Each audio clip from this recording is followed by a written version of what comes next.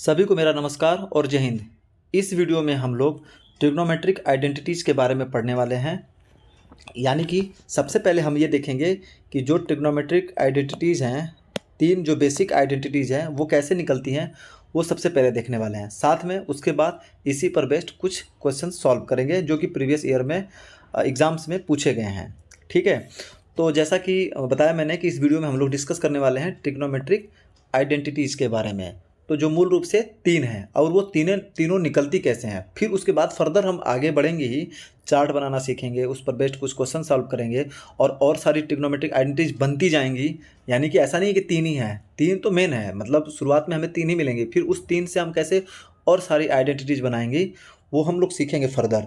But फिलहाल हम लोग वो देखते हैं कि जो तीन बेसिक आइडेंटिटीज़ हैं, जो फंडामेंटल आइडेंटिटीज़ हैं, वो कैसे निकलती हैं, उनका इजाद कैसे हुआ था, वो फिलहाल देख लेते हैं। फिर साथ में इसी पर बेस्ड बहुत सारे क्वेश्चन सॉल्व करेंगे। तो आइए देखते हैं। जैसे हमें पता है कि एक राइट एंगल ट्रायंगल होता है, जब हम त्रिकोणमिति पढ़ते हैं या ट्रिग्नोमेट्री पढ़ते हैं, तो एक क्या होता है, राइट एंगल ट्रायंगल, यानी कि समकोण त्रिभुज। तो एक हम समकोण त्रिभुज बनाते हैं, ये हमारा है समकोण त्रिभुज यानी कि राइट एंगल ट्रायंगल। ये हमारा हो गया ए, ये हो गया ए बी और सी, ये आपका 90 डिग्री है ना। ये अगर थीटा, तो ये आपका होता है परपेंडिकुलर, ये होता है आपका बेस और ये होता है आपका हाइपोटेनस। यहाँ तक कोई दिक्कत नहीं होनी चाहिए क्योंकि ये सब कुछ आपको ऑलरेडी पता लग चुका है।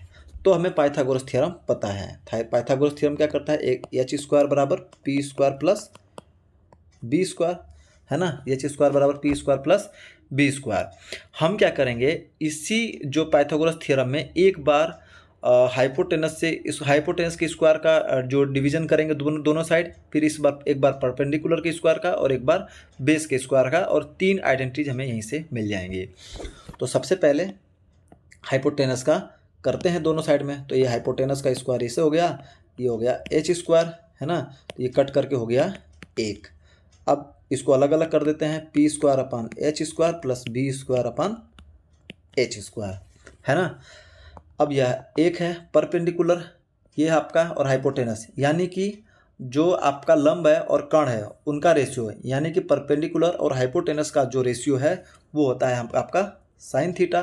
तो यानी कि यह हो गया sign square theta plus base और हाइपोटेनस का स्क्वायर, यानी कि आधार और कर्ण का स्क्वायर होता है आपका कॉस, यानी कि यह हो गया कॉस स्क्वायर थीटा, जो कि पहली आइडेंटिटी आपको मिल गई। इसी को फर्दर और देख लेते हैं। तो साइन स्क्वायर थीटा बराबर हो जाएगा 1 माइनस कॉस स्क्वायर थीटा, इधर ले आएंगे तो, और उसी तरह से जब कॉस स्क्वायर थीटा रखेंगे तो 1 माइनस साइन स्क्वायर थीटा हो जाएगा, है ना। इसी को फर्दर और देख लेते हैं। तो साइन थीटा बराबर हो जाएगा under root 1 minus cos square theta हो जाएगा, और उसी तरह से कॉस थीटा बराबर हो जाएगा under root 1 minus sine square theta. ठीक है भाई। तो कहने का मतलब है कि आपको पहला sign square theta plus cos square theta बराबर एक मिल चुका है। उसी से फर्दर आप जो है आगे जितनी मर्जी चीज़ें करते चले जाइए, वो हम और आगे देखेंगे भी, और ऐसे ही होते जाता है ना। तो फिलहाल हमने क्या किया, पहले वाले इक्वेशन के लिए पहले हाइपोटेनस का स्क्वायर का जो डिवीजन कर दिया दोनों साइड में। एक बार फिर अब परपेंडिकुलर का कर देखते हैं, यानी कि लंब का करके देखते हैं, है ना। तो इसको मिटाता हूँ मैं, इसको यही से ही रहने देते हैं। ये आपका है क्या है, समकोण त्रिभुज यानी कि राइट एंगल ट्रायंगल, है ना। तो वही है, सेम यहाँ पे लिख देते हैं, एच स्क्वायर बराबर P square plus B square. अब इस बार जो है परपेंडिकुलर का कर देते हैं डिवीज़न, तो ये हो जाएगा पी स्क्वायर, पूरा डिवाइड कर देते हैं दोनों साइड, कोई फ़र्क नहीं पड़ता है इस टाइप से करने पर इक्वेशन पर। तो H square upon P square upon P square, ये आपका देख लीजिए एक हो गया। अब एच अपन पी यानी कि जो आपका कर्ण है और लंब है, यानी कि हाइपोटेनस और परपेंडिकुलर का जो स्क्वायर होता है वो होता है सेक स्क्वायर थीटा। ठीक है। उसी तरह 1 प्लस बेस अपान परपेंडिकुलर, यानी कि यह क्या होता है,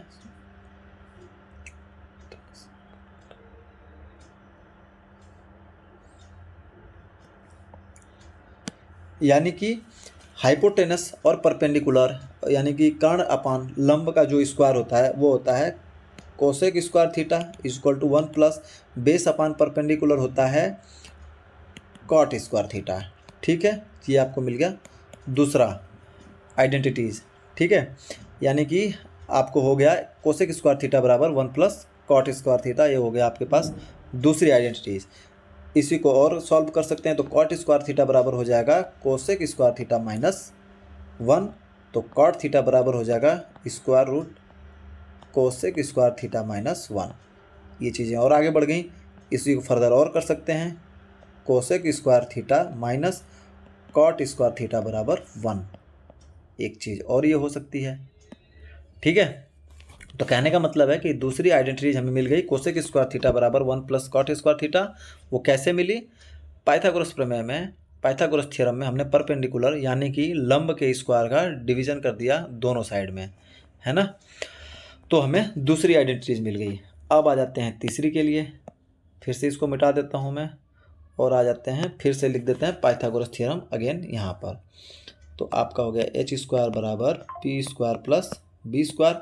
एच और पी का काम हो चुका है, अब बी स्क्वायर से डिवाइड कर देते हैं, तो ये हो गया बी स्क्वायर, ये हो गया बी स्क्वायर, ये कट करके एक हो जाएगा, है ना। और एच अपान बी यानी कि जो हाइपोटेनस अपान बेस यानी कि कर्ण अपान आधार, तो आधार अपान कर्ण कॉस होता है, तो इसके लिए हो जाएगा सेक स्क्वायर थीटा बराबर P upon B. P upon B होता है परपेंडिकुलर अपान बेस यानी कि लंब बटा में आधार यानी कि tan स्क्वायर थीटा प्लस 1। ये हो गया आपको दूसरी आइडेंटिटीज। और तीसरी आइडेंटिटीज, दो पहले निकल चुकी, ये तीसरी हो गई। इसको फर्दर और सॉल्व कर लेते हैं, तो सेक स्क्वायर थीटा माइनस 1 बराबर हो जाएगा tan स्क्वायर थीटा, या फिर tan थीटा बराबर हो जाएगा under root sec square theta minus 1। ये दो चीज़ें और निकल गई फर्दर।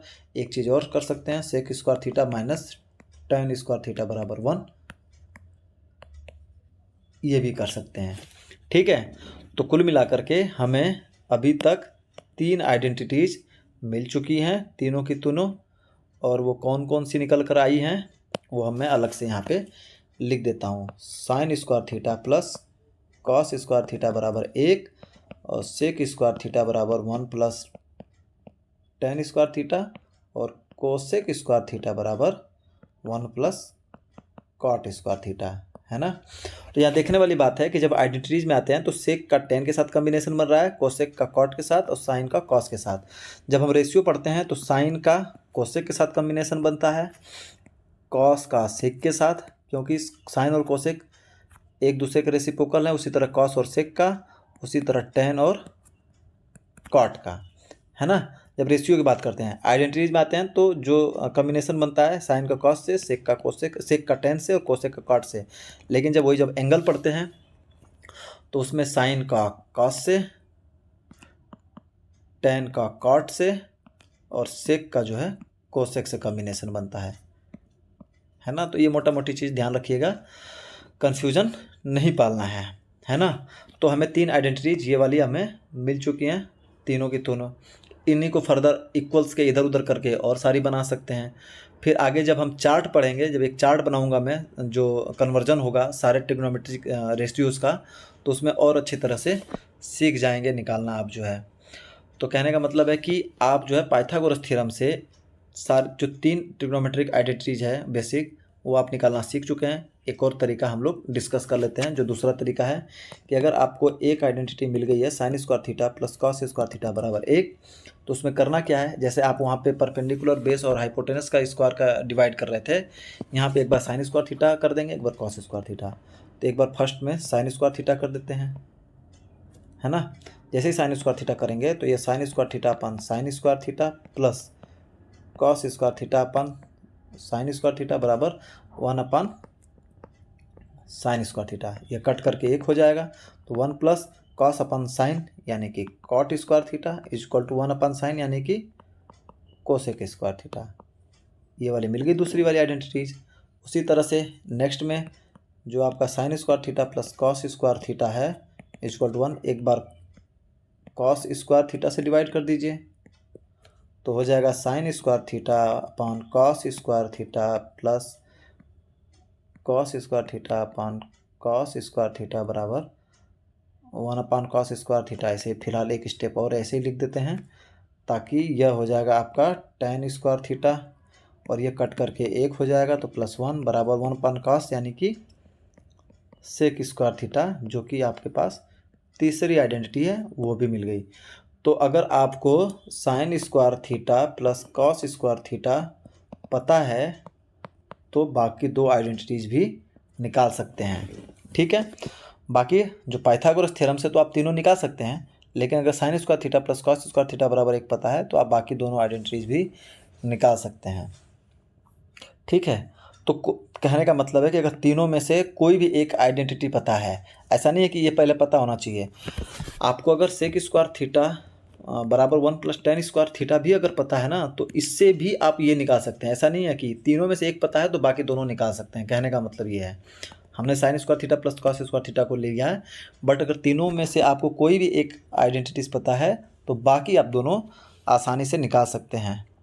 ठीक है, तो इसमें यहाँ तक इतना ही। अब करते हैं कुछ सवाल सॉल्व, कुछ क्वेश्चन सॉल्व कर लेते हैं 8-10, फिर फर्दर हम एक चार्ट बनाएंगे नेक्स्ट वीडियो में, जो कि बहुत शानदार चार्ट होने वाला है। उसको पढ़ते ही आप जो है ट्रिग्नोमेट्रिक आइडेंटिटी सॉल्व करने के मतलब इतने योग्य हो जाएंगे कि सारी चीज़ें बहुत ही आसान लगने लगेंगी और आप करते भी जाएंगे, कर भी लेंगे। तो आइए करते हैं क्वेश्चन सॉल्व।